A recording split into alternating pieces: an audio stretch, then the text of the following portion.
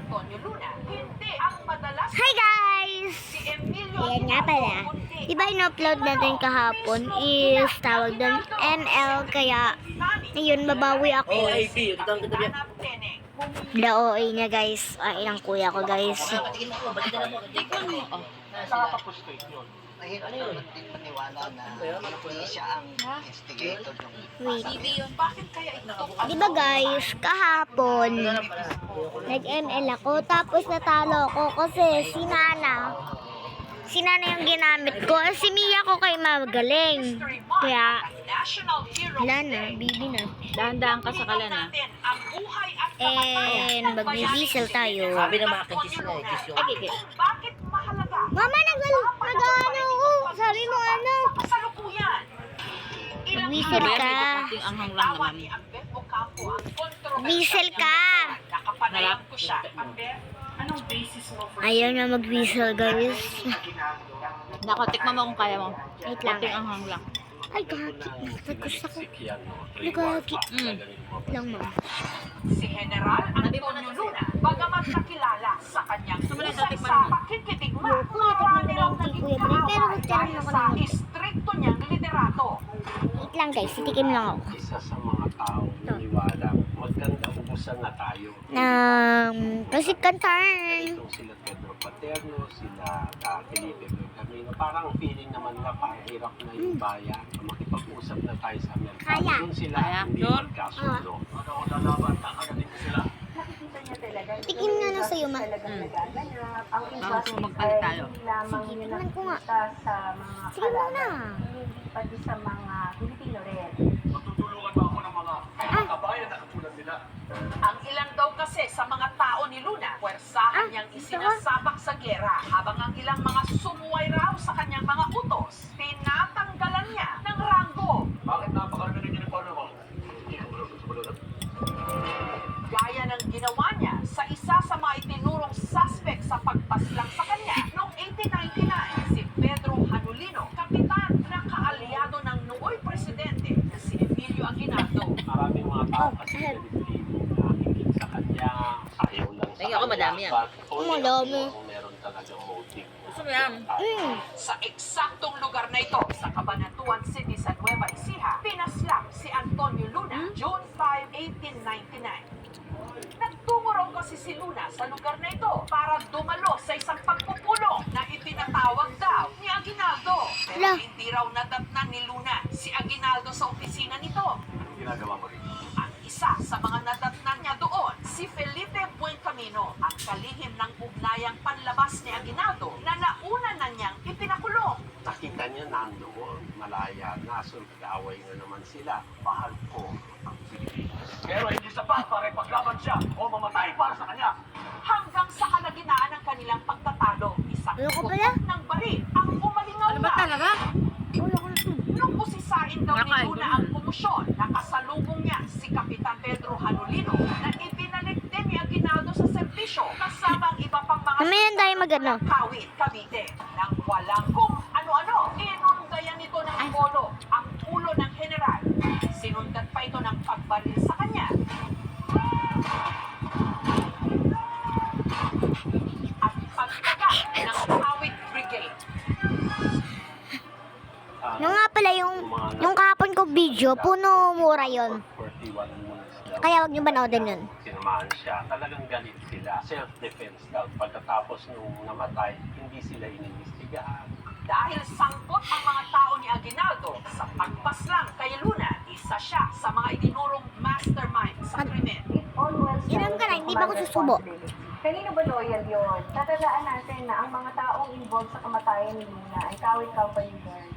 Pero ang akusasyon, mariing itinanggi ni Aguinaldo hanggang sa kanyang kamatayan. Samantala, sa 2015 historical film na General Luna, matapos paslangin ang general, may makikitang isang babae na sumilip sa bintana. Ano? Nagalaw pa ba yan? Pwede rin naman yung nagalaw pa ba yan is cake answer. Pero ang sabi nitong source na nabasa ko, parang inip daw o galit na. Sabi ng iba kasi basta may babae daw na lumabas sa bintana na matanda. So obviously hindi yung asawa ni Aguinaldo. Pero kung idudugtog natin yung nanay ni Aguinaldo, nandun din sa Cabanatuan nangyari. May ibang naghinala na posibleng ito raw si Trinidad Family, ang ina ni Emilio Aguinaldo. Ang ginawa lang namin dun sa pelikula is may suggestion, pero hindi namin directly imply na siya talaga yung nagkatotokan. Dun sa mga books na pinagpasihan namin, lalo na yung The Rise and Fall of Antonio Juvencio. So, nakalagay naman doon na nung pinatay si Luna, may matandang babae na dumungaw sa bintana.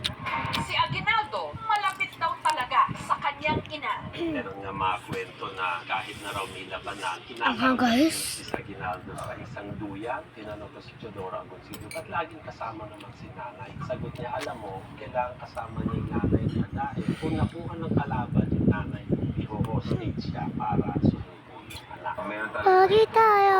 Bakit tayo? Petrol. Minsan may element of misogyny or sexism dahil ang mga kababaihan ay hindi directly in positions of power parang sinasabi siya. Sila ay nagmamanipulate. Pero kung totoo man ang mga haka-haka noon na ang ina ni Aguinaldo ang nagpapatay sa general, ano naman kaya ang kanyang motibo? Sa akin kasi, at yun din ang sabi ni Juan Villamor, it's excessive maternal protection. Balita nila, parang nagmamaniubra si Luna para palitan si Aguinaldo. Ang nakakatawa lang, hindi yan lumalabas sa mga libro. Hanggang sa lecture nga ni Ambeth Ocampo sa History Fair kamakailan, natalakay niya ang paksang ito na ayon sa iba, posibleng Sakto magbago guys, umaga. ng ating kasaysayan. In my research, I already know Kailangan natin ito. it's not Aguinaldo, it's Aguinaldo's mother. Kung gusto lang ninyo, Sakto. dalawa lang naman ang babasahin mo dyan. Vivencio at Teodoro Agoncillo. Ang secret sa mga librong ito, buksan mo yung biblio, tignan mo yung footnote. Ang tinutukoy ni Ambeth ang footnote mula sa historiador na si Juan Villamor. Induced by dominant advisors, especially by women whose affection he could not disregard. Kinalap niya lahat. May mga affidavit May na code nakalagay copy. sa harap niya po ito sinabi. So, in-interview niya talaga lahat ng mga tao. Ito, Pero guys, di ko kaya maglaro ng 3-0-8-8-8-8-8. Ang pahayag na ito ni Ambeth Ocampo nakarating sa Ha? descendants nila Ayoko na. Antonio Luna at Emilio Aguinaldo. Kung si Kapitana Teneng ang pinaka-promotor ng kamatayan ni Antonio Luna, nakaka-frustrate yun. We have to consider yung mga history professors may kanya-kanyang interpretasyon. Mahirap naman din maniwala na hindi siya ang instigator ng masakit. Dadamay ng kay nanay mo. Kahit pa in-advise ka ng nanay mo ng mali, sana hindi mo sinunod. Sa kanya pa rin yung responsibility. Sa personal na level, maaari pa rin hindi nila ginawa kapag nagpatuloy yung usapan. Lalo na kung sa kanilang pananaw ay kulang yung informasyon o di kaya hindi pa fair yung paglalarawan sa kanilang pinuno. A lot of us probably grew up thinking na ang nagpapatay kay General Luna ay si Aguinaldo. So, nagkaroon ng ng dissonance o ng inconsistency. Hindi ka naman kumain nito Tatanda mo naman sa eskwela, di ba? Sabi mo nga, tayo, sana pala Parang to act on emotion. Parang anong feeling mo? Pinatay ni Aguinaldo siya. Subo mo na itong konti. Pinatay ni Aguinaldo. Lang guys.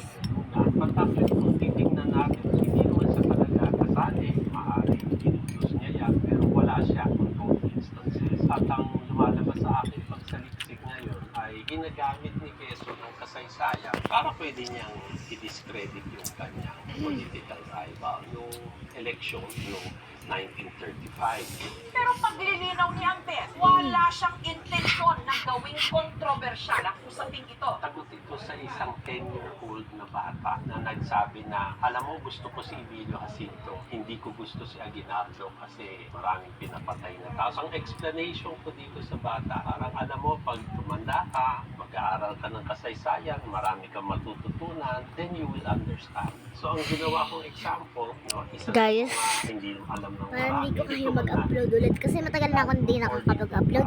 Bakasyon ko, pahinga ko dahil. It's not common knowledge, kaya rin isang dahilan din yun kung bakit ko siniwala din. Kasi ano siya it's of general public interest. May iba rin bumabatikos sa post ni Alas. Chismis yan! Pati mga historiador hindi magkasundo. Hindi raw yun yung ibig sabihin ni Ambeth. Yung narinig ko, yun napakaklaro. I already know who had Antonio Luna killed. It's not Aguinaldo. Yung assumption nga, yun yung pagkakamali niya. Sana sinabi na muna niya na palagay ko, sa tingin ko, baka si Trinidad Pami dahil sa mga ganitong pangyayari. Doon ko matatanggap na hypothetical yun. If there are historians who say otherwise, then the burden of proof is theirs. Maglabas sila ng kanila. Ako, sinabi ko naman kung ano yung pinanggalingan ng akin. Iisang libro lang yan. Agoncillo never made that assertion. Dito na tayo nakatira. Sa nagalaw pa ba yan? The source for that quote is General Venancio Concepcion, General ng Revolusyon. Siya ang nagsulat noon. Hindi ako willfully maglalabas ng hindi totoo. Panawagan din sa Marlboro na i-explore ng iba't ibang paraan ang pagtuturo ng kasaysayan. Dapat bukas tayo sa iba't ibang mga sources at format ng mga... At may shout out ako mamaya. Pagkatapos. It makes people discuss history na suddenly merong discourse sa amin ng mga nananalisig at Sakit nagtuturo na ng ng kasaysayan. kalulupan. Dapat naman talaga current at relevant. Patuloy yung diskurso. Hindi ako na kaya, inom na ako tubig. Magiging isang bansa man tayo, kailangan natin ng isang radikal na pagbabago. Mga kapatid, mayroon tayong mas malaking kaway kaysa mga Amerikano. Lahat naman yung effort Lagyan ko ito naman. ng mga Yes. ay para sa kasarinlan o kalayaan na ine-enjoy natin ngayon. Lalalan natin sila kasi nababanggit sila. Pero hindi natin talaga alam kung ano yung buhay, ano yung pinagdaanan, para saan yung pinagdaanan. Isang malaking karangalan ng paglaban ng ating inang bayan. Tayo magdadalawang isip.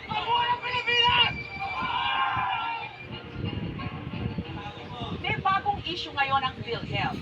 May sobra kasi itong pondo na aabot ng 90 billion pesos. At gusto ng gobyerno, maibalik ang pera sa national budget.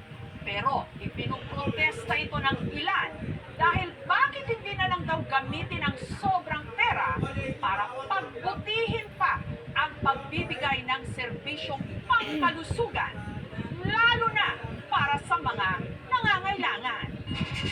Sa gilid na ng kalsada sa Cebu City, naabutan kamakailan ng panganganak ang babaeng ito. Ayon sa mga saksi, kahit may umantabay namang ambulansya, ang babae hindi pa rin sumama. Tumanggi rin siyang magpadala sa ospital sa takot na wala siya maipagbayad. Mananawag siya ng kakasyo. Na makapot, nagtabangan pa sila niya, hindi na yung manasyo. Sa motor, sa abot sila. Ligtas kaya niyang mailuluwal ang kanyang sanggol?